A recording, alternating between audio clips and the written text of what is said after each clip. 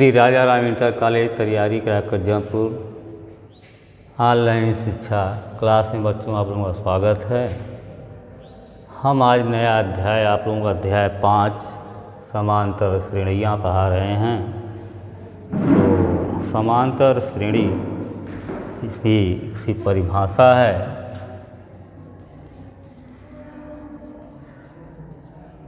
किसे कहते हैं, मतलब समांतर श्रेणी एक समांतर श्रेणी संख्याओं की ऐसी सूची है कि समांतर श्रेणी संख्याओं की ऐसी सूची है जिसमें प्रत्येक पद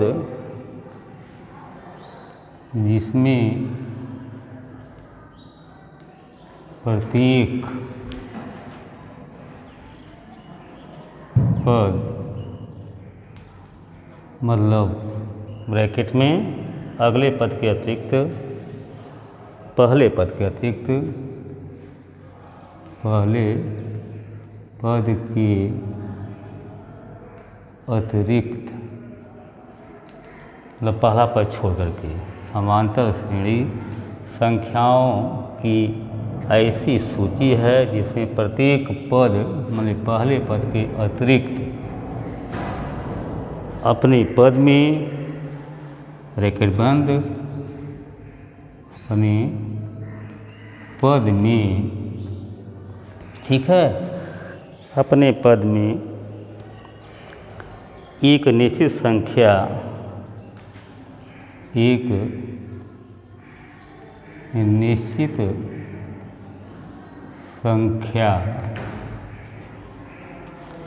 जोड़ने से प्राप्त होता है, जोड़ने से प्राप्त होता है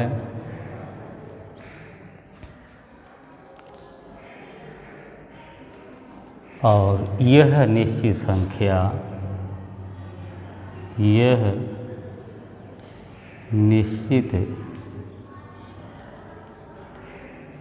संख्या जो संख्या जोड़ रहे हैं वही निश्चित संख्या, यह निश्चित संख्या EP का सार्वंतर कहलाती है।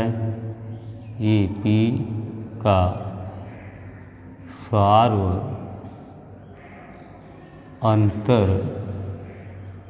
कहलाती है,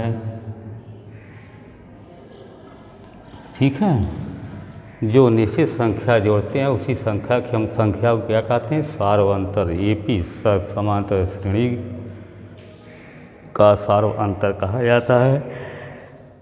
यह सार्वंतर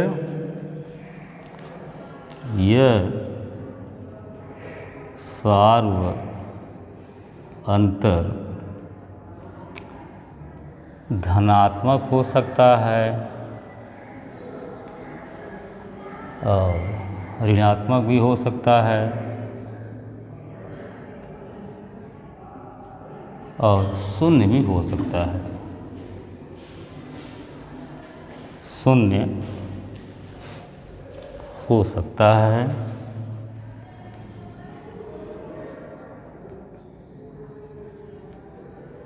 ठीक है। यह है समांतर श्रेणी का व्यापक रूप। समांतर श्रेणी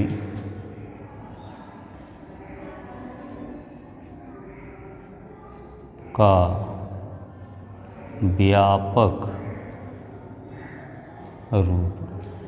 तो व्यापक रूप में आप दिखा सकते हैं, श्रेणी का प्रथम पद ए होता है, दूसरा पद ए प्लस बी होता है, तीसरा पद ए प्लस 2d होता है, चौथा पद a प्लस 3d होता है, इस तरह से डॉट डॉट डॉट।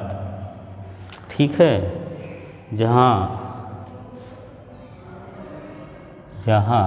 a प्रथम पद है और d जो है d बराबर सार्व अंतर। ठीक है, बहुत नया अध्याय है, बच्चों ध्यान से पढ़ेंगे, बहुत अच्छा है। समांतर श्रेणी मतलब समान अंतर। ठीक है, तो समांतर श्रेणी संख्याओं की ऐसी सूची है जिनमें प्रत्येक पद मतलब पहले पद के अतिरिक्त अलावा उसको छोड़ करके पहले पद के अतिरिक्त अपने पद में एक निश्चित संख्या जोड़ने से प्राप्त होता है। यह निश्चित संख्या AP का सार्वंतर कहलाती है। यह सार्वंतर समझ रहे हैं, यह सार्वंतर धनात्मक हो सकता है, ऋणात्मक हो सकता है और शून्य भी हो सकता है। तीनों में से चाहे प्लस होगा, माइनस होगा, शून्य होगा। और समांतर श्रेणी का व्यापक रूप जैसे कहा जाता है 2 पद लिखिए, 3 पद लिखिए, 4 पद लिखिए, ऐसा होता है। अगर AP में है तो पद को लिखना होगा। तो यह देखो व्यापक रूप का प्रथम पद है, यह द्वितीय पद है, तृतीय, चतुर्थ और डॉट डॉट डॉट ऐसे पद आप लिख सकते हैं। जब आपको प्रथम पद और सार्वंतर ज्ञात हो तब, बात समझ रहे हैं। इससे जितने पद लिखना है आप लिख सकते हैं, लेकिन शर्त यह होगी इसमें आपको प्रथम पद ज्ञात होना चाहिए और सार्वंतर D अगर ज्ञात है तो आप श्रेणी का जय पद कहा जाएगा। 2, 3, 4, 5 लिख सकते हैं। बच्चों आइए एक एग्जाम्पल बता रहे हैं हम आप लोगों को, उसको थोड़ा सा ध्यान से समझोगे। बहुत आसान अध्याय है समांतर श्रेणी का, थोड़ा सा अगर ध्यान देंगे तो आप बहुत आराम से समझते रहेंगे।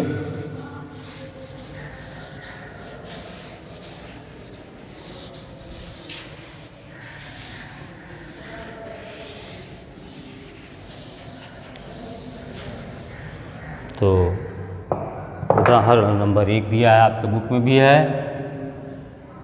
उदाहरण नंबर 1 में दिया गया है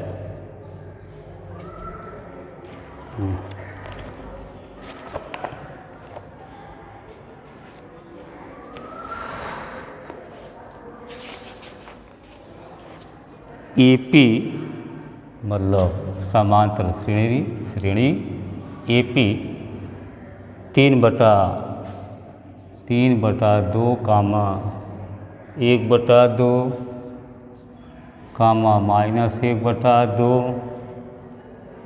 कामा -3/2 ये। ठीक है, डॉट डॉट डॉट के लिए प्रथम पद डॉट डॉट डॉट के लिए प्रथम पद A और सार्वंतर D लिखिए। प्रथम पद A और सार्वंतर D लिखिए। ठीक है, यह जो AP में है 3/2, 1/2, -1/2, -3/2, इसका प्रथम पद लिखना है आपको और सार्वंतर लिखना है। तो हल में आप जाएंगे तो AP का प्रथम पद मतलब E बराबर हो जाएगा 3/2 और क्या निकालना है सार्वंतर। तो सार्वंतर मतलब उसको कहते हैं D से दर्शाया जाता है, दिखाया जाता है। तो सार्व अंतर निकालते समय हम दूसरे पद में से पहला घटा देंगे या तो तीसरे में से दूसरा घटाएंगे, ऐसे निकाला जाता है। तो चूँकि यह बता दिया है एपी में है, एपी में अगर नहीं होता तो हमको सार्व अंतर 1 या मतलब 2 या 3 निकालते तो मालूम होता कि एपी में है कि नहीं। लेकिन यह आपकी सवाल है एपी, क्योंकि यह समांतर श्रेणी में है, इसलिए हमको यह नहीं चेक करना कि है कि नहीं समांतर श्रेणी में। बात समझ रहे हैं? जब एपी में रहेगा तो उसको आपको चेक नहीं करना होगा, सिर्फ आपको प्रथम पद और फलांतर बताना होगा। अगर श्रेणी दे दिया जाएगा, चेक करने के लिए कहा जाएगा, तो इसके लिए आप D1, D2, D3 मतलब सार्व अंतर 2-3 निकाल कर देखेंगे कि बराबर है कि नहीं। अगर बराबर होता है तब तो वह एपी में है।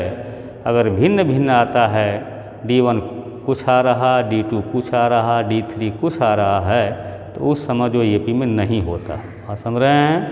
तो यह चूँकि सवाल में आपका कह दिया है, बताया गया, प्रश्न में कहा गया है कि एपी मतलब यह समांतर श्रेणी में है, इसलिए हम एक ही मतलब दूसरे पद में से मतलब यह देखो पहला पद है, यह दूसरा पद है, यह तीसरा है, यह चौथा पद, ये सब पद कहे जाते हैं। प्रथम पद, द्वितीय, तृतीय, चतुर्थ, ऐसे पद होते हैं।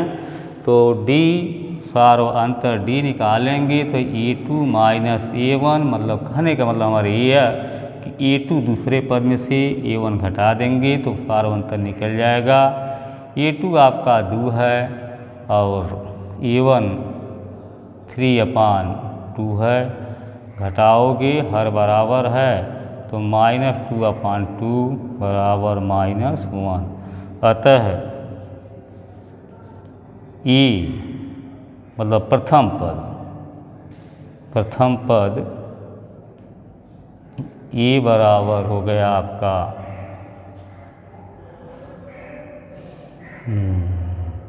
3/2 और सार्व अंतर मतलब D बराबर हो गया -1। यही जो है सार्व अंतर -1 हो गया और प्रथम पद आपका 3/2 है। ये आपका आंसर हो गया। समझ गए? एपी है, एपी में पहला ही जो है जहाँ से शुरू होता है ये प्रथम पद हो गया, ये तो मालूम हो गया आपको। लेकिन सार्व अंतर निकालना था तो दूसरे पद में से A2 में से A1 घटाएंगे तो ये आपका सार्व अंतर मतलब D हो जाएगा -1। तो यही सार्व अंतर D -1 हो गया। प्रथम पद 3/2 है। यह एग्जाम्पल नंबर 1 है। इसके बाद हम चलते हैं प्रश्नावली में।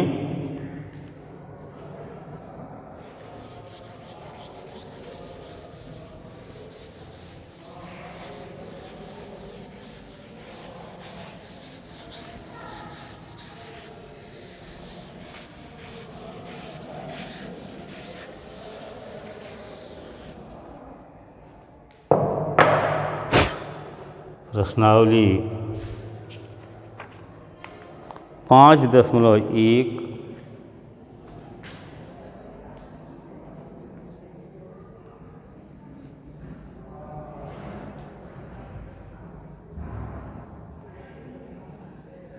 5.1 इसमें बच्चों देखो सवाल नंबर 1 लिखित सवाल है जो आप लोग अपनी बुक के सहारे देखेंगे। हम सॉल्यूशन बता दे रहे हैं, हल बता दे रहे हैं इसका ज़रूर। पहला सवाल है निम्नलिखित स्थितियों में से किन स्थितियों से संबद्ध संख्याओं की सूची एपी है और क्यों है।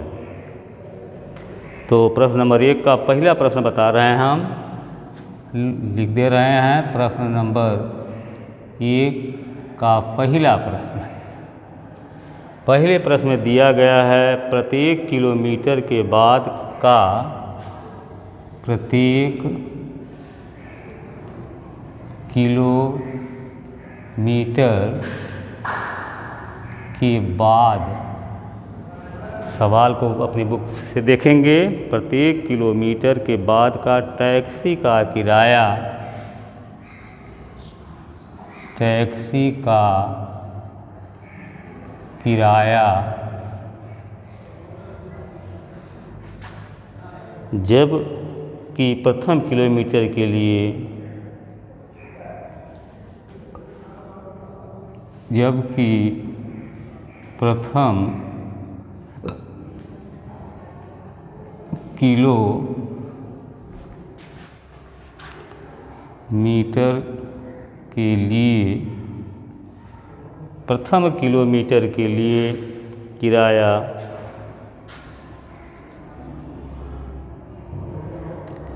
रुपया 15 है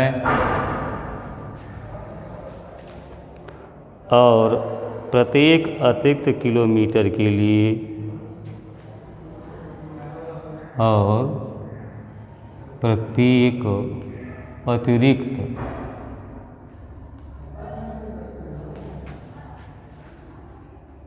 किलोमीटर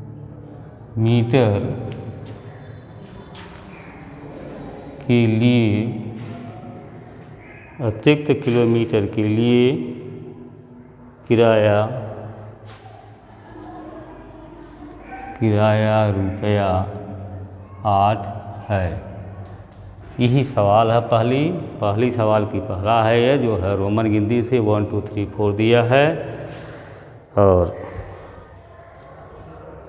तो उसमें से पहले का पहला यह है, प्रत्येक किलोमीटर के बाद टैक्सी का किराया जबकि प्रथम किलोमीटर के लिए किराया रुपया 15 है। तो देखो 1 किलोमीटर का 15 रुपया है, ये प्रथम पद हो गया।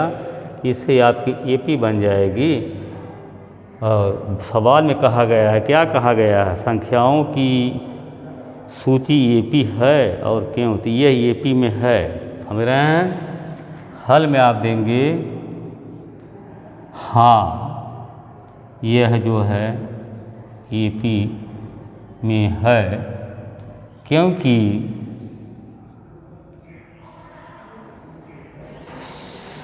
श्रेणी एपी प्रथम किलोमीटर के लिए क्या है, 15 है और 8 रुपया अतिरिक्त किराया बढ़ता जा रहा प्रत्येक किलोमीटर पर। तो 8 15 ये हो गया, 15 में 8 जोड़ेंगे तो 23 में 8 जोड़ेंगे 31 हैं। इस तरह से डाट आएगा।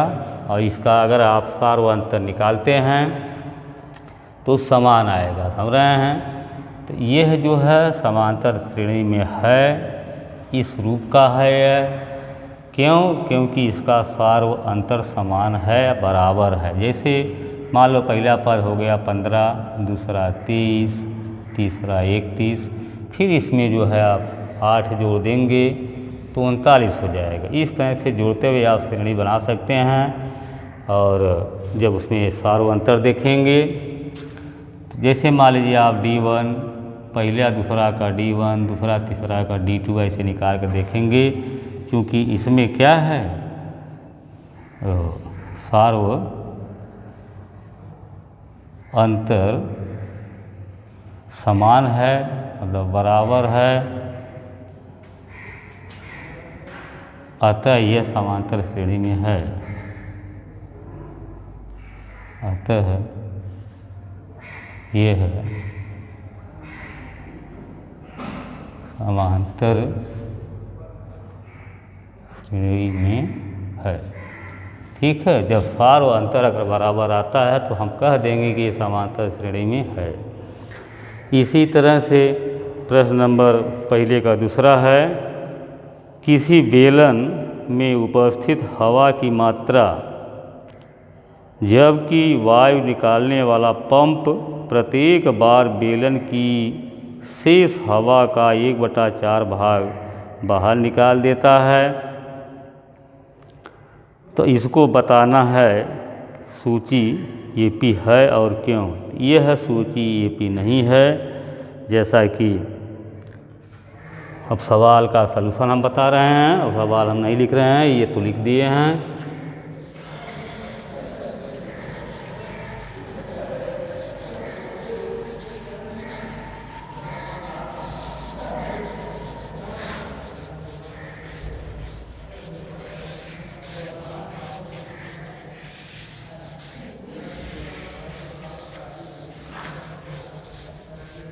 तो दूसरी सवाल में दिया गया है क्या हवा का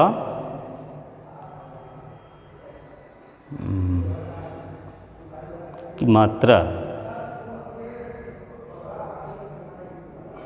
तो मात्रा मतलब उसका बेलन प्रत्येक बार बेलन की शेष हवा बाहर निकालता है। जिससे मान लीजिए आयतन निकालते हैं हवा का, तो आयतन अगर हम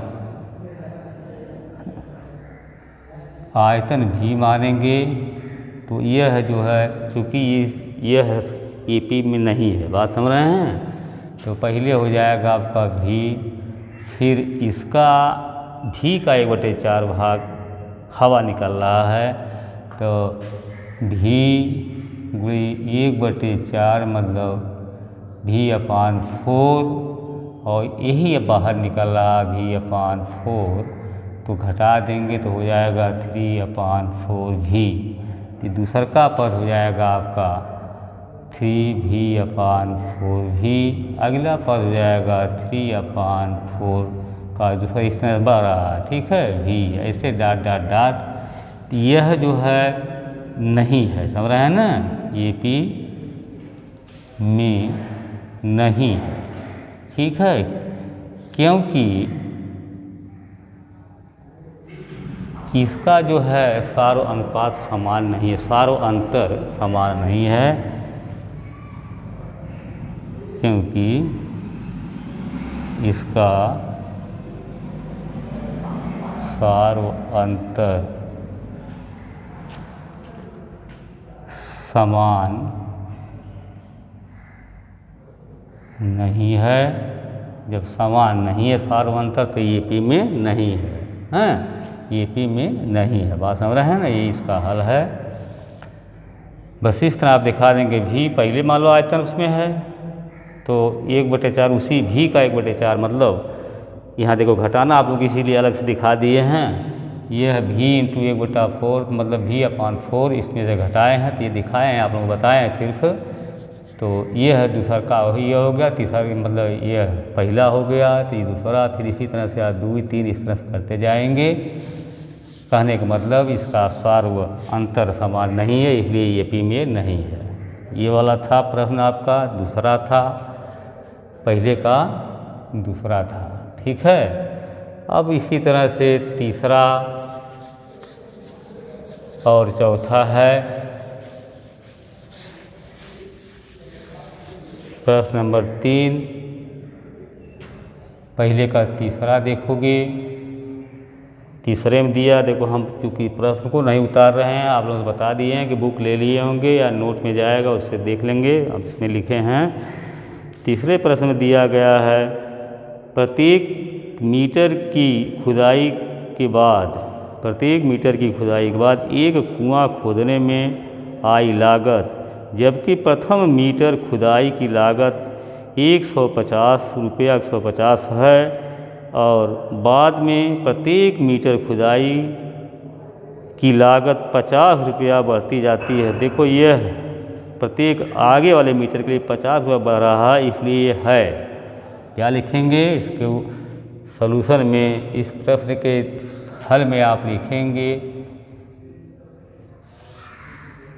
जब हल करेंगे तो लिखेंगे हाँ, मतलब ये EP में है, ठीक है, EP में है, क्योंकि ये जब श्रेणी बनाएंगे EP बनाएंगे तो पहले के लिए 50, इसमें 50 जोड़ेंगे तो 200 हो जाएगा, फिर दूसरे में जोड़ेंगे तो 250 हो जाएगा, फिर 250 में जोड़ेंगे 300 हो जाएगा, डॉट डॉट डॉट। यह चूँकि है EP में है क्योंकि इसका सार्व अंतर समान है, ठीक है ना, इसीलिए इसको बता देंगे है, सार्व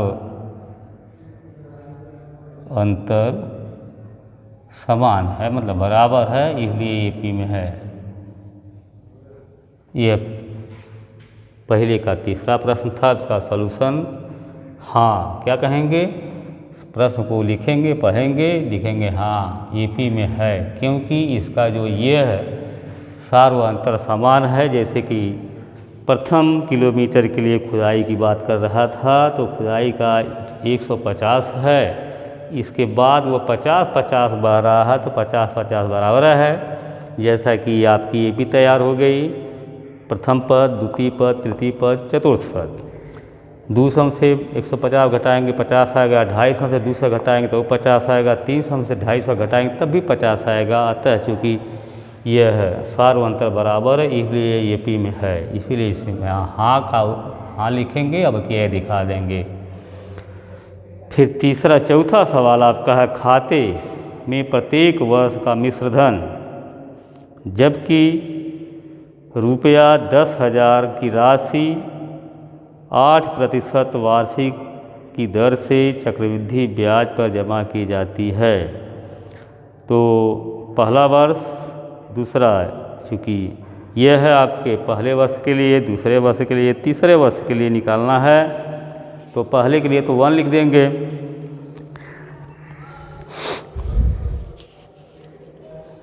तो चूँकि यह है चौथा में यह ये पी नहीं बना रहा है।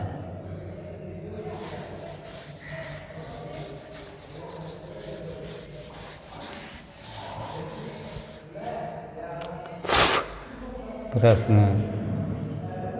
चौथा में चूँकि नहीं, क्या लिखेंगे, नहीं है, मतलब ये पी में नहीं है, क्योंकि रास या मिश्रधन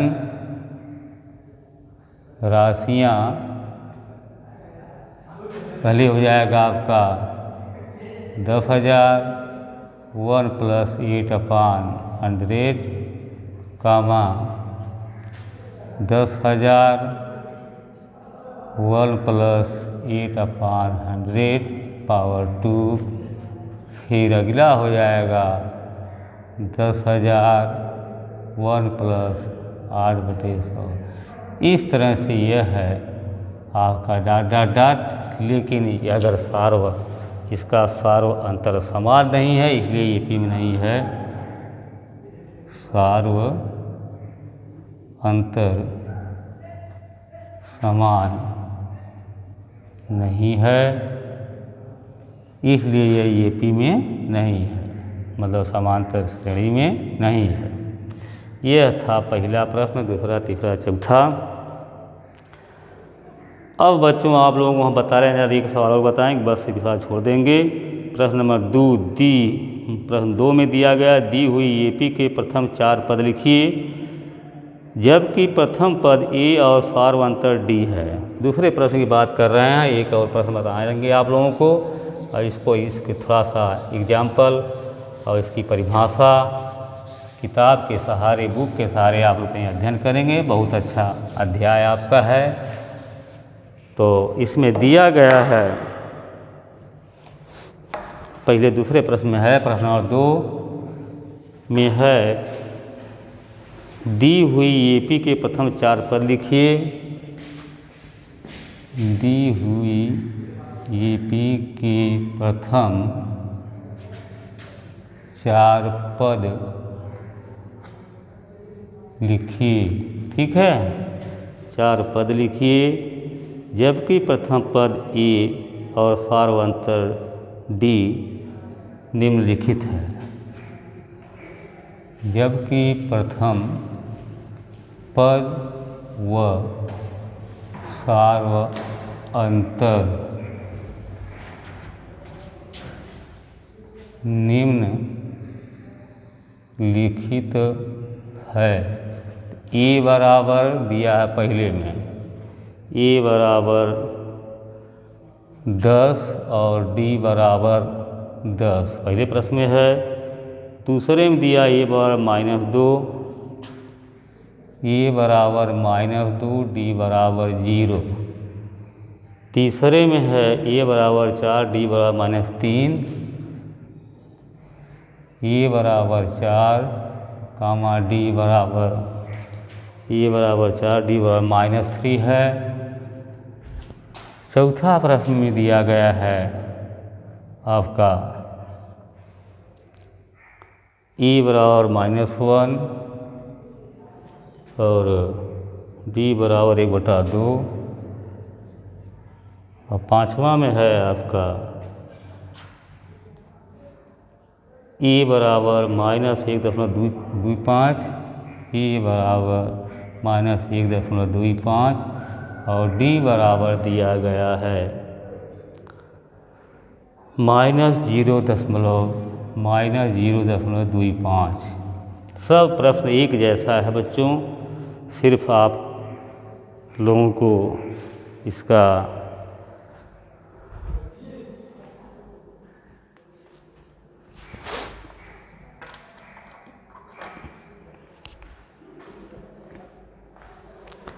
तो सवाल में क्या दिया गया, दी हुई एपी के प्रथम 4 पद लिखिए, जबकि प्रथम पद व सार्व अंतर निम्नलिखित है। एक बता रहे हैं, पहला बता देने, बाकी आप लोग सब लगाएंगे और सब बहुत आसान है। देखो हल में आओगे, हल 2 का पहला, देखो 4 पद लिखना है, क्या पद लिखना है, प्रथम 4 पद। तो पहला पद का सूत्र बता रहे हैं, उसी के सारे आप पूरा लिख देंगे। प्रथम